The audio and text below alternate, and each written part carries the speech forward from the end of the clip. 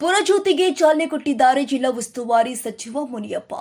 ಕೆಂಪೇಗೌಡರ 515ನೇ ಜಯಂತ್ಯುತ್ಸವ ಹಿನ್ನೆಲೆ ಅವರ ಜನ್ಮಸ್ಥಳ ಆವತಿಯ ಚೆನ್ನಕೇಶವ ದೇವಾಲಯದ ಆವರಣದಿಂದ ಪುರಜ್ಯೋತಿಗೆ ಮಾನ್ಯ ನಾಗರಿಕ ಸರಬರಾಜು ಮತ್ತು ಗ್ರಾಹಕ ವ್ಯವಹಾರಗಳ ಇಲಾಖೆ ಮತ್ತು ಜಿಲ್ಲಾ ಉಸ್ತುವಾರಿ ಸಚಿವರು ಆದ ಕೆಎಚ್ ಮುನಿಯಪ್ಪ ಅವರು ಚಾಲನೆ ಕೊಟ್ಟಿದ್ದಾರೆ.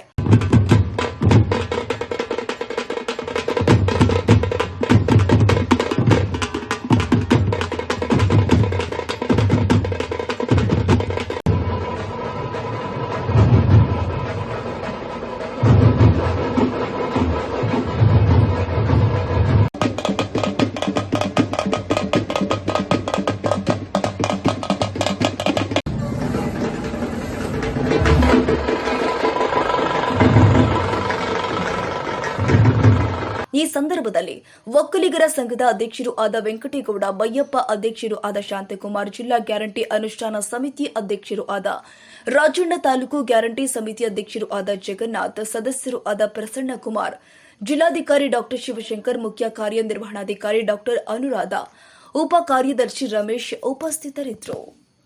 ಕ್ಷಣ ಕ್ಷಣದ ಸುದ್ದಿಗಾಗಿ News81 Kannada YouTube channel subscribe ಮಾಡಿ. ಹೊಸ ಸುದ್ದಿಗಳ ನೋಟಿಫಿಕೇಶನ್ಗಾಗಿ ಬೆಲ್ ಐಕಾನ್ ಕ್ಲಿಕ್ ಮಾಡಿ.